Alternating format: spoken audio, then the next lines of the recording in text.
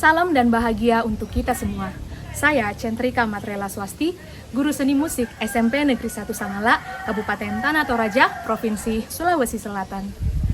Sekolah kami memiliki visi berkarakter, terampil, kompetitif, dan peduli lingkungan. Pada kesempatan ini, saya ingin berbagi praktik baik yang telah saya implementasikan dan saya diseminasikan, yaitu diferensiasi konten dalam pelajaran seni musik. Sekolah kami terletak di sebuah kecamatan yang terkenal dengan kesenian musik tradisionalnya. Untuk itu, saya sebagai guru seni musik merasa memiliki peran penting dalam ikut melestarikan kehidupan berkesenian. Saya menjalankan tugas dengan membawa misi, membangkitkan kehidupan bermusik yang bermakna di sekolah. Kiranya, pelajaran musik tidak dilakukan hanya untuk memperoleh nilai, namun membawa dampak nyata bagi murid, baik di dalam maupun di luar sekolah. Dalam menjalankan tugas, saya menemui beberapa tantangan, antara lain, yang pertama, minat murid terhadap musik masih tergolong rendah. Mengenai keterampilan di sekolah, murid lebih familiar dengan kegiatan olahraga. Yang kedua, fasilitas musik sekolah yang terbatas, yaitu hanya ada sebuah keyboard. Satu keyboard sepertinya tidak cukup untuk memfasilitasi murid dalam satu kelas. Yang ketiga, kepercayaan diri murid yang rendah ditunjukkan dengan kebiasaan sulit mengemukakan pendapat, malu bertanya, pasif dalam diskusi, dan sulit tampil di depan kelas. Padahal, musik erat kaitannya dengan seni pertunjukan yang memerlukan kepercayaan diri. Menghadapi tantangan tersebut, saya menerapkan diferensiasi pembelajaran sebagai inovasi dalam kurikulum merdeka pada salah satu tujuan pembelajaran sesuai dengan CP Seni Musik Fase D, yaitu peserta didik menyajikan karya musik dengan teknik yang baik dan benar. Kompetensi yang diharapkan dari semua murid adalah sama, yaitu menyajikan karya musik. Namun, dalam mencapainya, dapat dengan instrumen musik yang berbeda satu sama lain. Jadi, diferensiasi yang saya terapkan ini termasuk dalam diferensiasi konten. Langkah-langkah yang saya lakukan dalam aksi ini yaitu, yang pertama, mengusahakan fasilitas yang akan digunakan dengan membawa sendiri alat musik dari rumah. Saat itu, saya membawa gitar, ukulele, kajon, dan pianika. Yang kedua, melakukan asesmen awal dengan media quizzes untuk mengetahui kesiapan murid. Ada yang sudah biasa bermain musik, ada yang pernah belajar namun belum mahir, ada pula yang sama sekali belum pernah belajar musik. Yang ketiga, murid mulai diperkenalkan pada setiap instrumen musik. Yang pertama adalah vokal, di mana murid belajar bernyanyi bersama dengan sebuah lagu yang ditentukan oleh guru. Lagu yang sama akan digunakan untuk mempelajari instrumen musik lain sehingga nantinya dapat tampil bersama. Selanjutnya, murid akan mempelajari instrumen lainnya yaitu gitar, ukulele, keyboard, dan kajon. Guru menjelaskan dan mendemonstrasikan teknik sederhana dari setiap instrumen. Murid kemudian dibagi dalam kelompok dan diberikan satu alat musik untuk dipelajari bersama. Murid dengan kemampuan di atas rata-rata dapat menjadi tutor sebaya dalam kelompok. Begitu seterusnya, sampai semua kelompok selesai mempelajari semua instrumen yang dibahas. Guru berkeliling untuk mengarahkan dan mengoreksi jika perlu. Yang keempat ialah asesmen formatif yang dilakukan dengan meminta murid memainkan setiap instrumen dengan singkat dan guru membuat catatan untuk menandai progres masing-masing murid. Guru memotivasi bahwa permainan musik setiap orang tidak harus sempurna. Yang penting adalah sikap mau belajar dan menunjukkan progres. Dari yang tidak bisa menjadi bisa sedikit, yang bisa sedikit bisa menjadi banyak, dan yang bisa banyak terus ditingkatkan dan kiranya dapat berbagi dengan teman yang lain. Yang kelima, berdasarkan minat dan bakat yang terlihat dari asesmen formatif, guru membuat kelompok ansambel, yaitu kelompok bermain musik bersama yang terdiri atas murid dengan instrumen yang berbeda. Mereka saling melengkapi dan berlatih bersama untuk persiapan penilaian. Guru melakukan penilaian sumatif secara praktik. Rubrik penilaian mencakup aspek kemampuan individu dan kemampuan berkolaborasi. Bagi murid dengan kemampuan di atas rata-rata, diberikan tantangan lebih. Misalnya, bermain dalam format solo dan duet, atau memainkan lagu dengan tingkat kesulitan yang lebih tinggi. Untuk murid dengan kebutuhan khusus, diberikan rubrik penilaian yang berbeda dengan tingkat kesulitan yang lebih rendah. Langkah yang sama juga saya terapkan saat akan mengajar musik tradisional. Kompetensi yang dicapai murid tidak berhenti sampai di penilaian saja.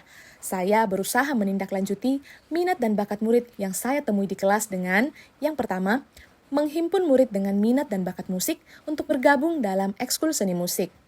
Yang kedua, terus menerapkan diferensiasi konten dalam kegiatan ekskul untuk mempertajam minat dan bakat murid yang berbeda-beda.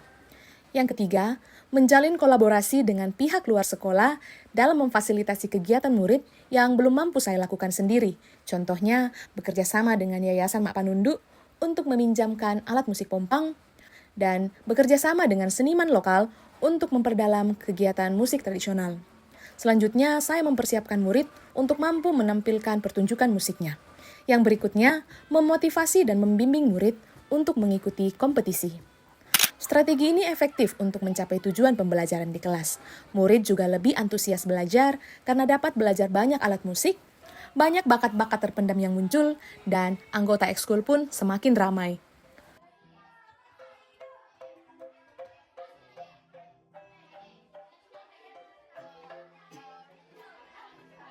Selain itu, strategi ini juga mendukung tercapainya tujuan satuan pendidikan, khususnya pada visi terampil dan kompetitif. Kelompok musik murid dapat tampil di sekolah seperti pada upacara hari besar, porseni, ibadah, dan acara penting lainnya. Murid juga mendapat undangan untuk tampil di luar sekolah seperti ansambel musik di pameran pendidikan tahun 2023 dan musik pompang pada hari ulang tahun kabupaten tahun 2024. Murid juga mampu berkompetisi dan meraih prestasi, antara lain juara 1 musik ansambel campuran FLS 2N Kabupaten dan juara 2 Festival Musik Pompang tahun 2024.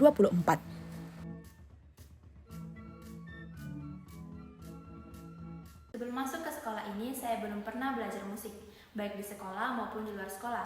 Saat masuk SMP, saya mulai belajar berbagai alat musik di kelas dari dasar. Saya senang belajar beragam alat musik, dan saya bangga bisa tampil bermain angklung di pameran pendidikan tahun lalu. Dengan musik, saya belajar disiplin dan bekerja sama dengan teman-teman lainnya. Saya sebagai rekan guru di SMP Negeri 1 Sangalak melihat bahwa pembelajaran musik di sekolah memberikan dampak positif baik kepada murid maupun satuan pendidikan secara umum. Murid-murid menjadi lebih terampil dan memperoleh wadah untuk mengembangkan dirinya. Saya sangat mendukung agar strategi ini dapat terus dikembangkan. Guru dan para pegawai sekolah pun tidak mau ketinggalan. Komunitas belajar kami membentuk kelompok ansambel dan sudah berani tampil di luar sekolah, seperti bermain ansambel angklung saat kunjungan studi tiru di Kabupaten Sopeng.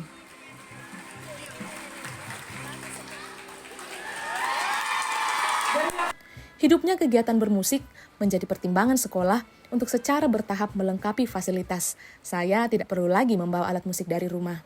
Kedepannya, diprogramkan pengadaan musik pompang agar pelestarian musik tradisional juga maksimal.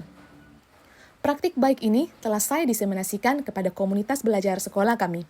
Saat itu, ada kunjungan fasilitator sekolah penggerak yang memberi penguatan tentang diferensiasi pembelajaran. Tidak ada kepada murid jika guru hanya melakukan pembelajaran dan penilaian hanya dengan satu instrumen. Dan di situ, saya mengambil kesempatan untuk berbagi praktik baik tentang strategi ini. Saya selaku kepala sekolah sangat mendukung akan pembelajaran terdiferensiasi pada bidang seni.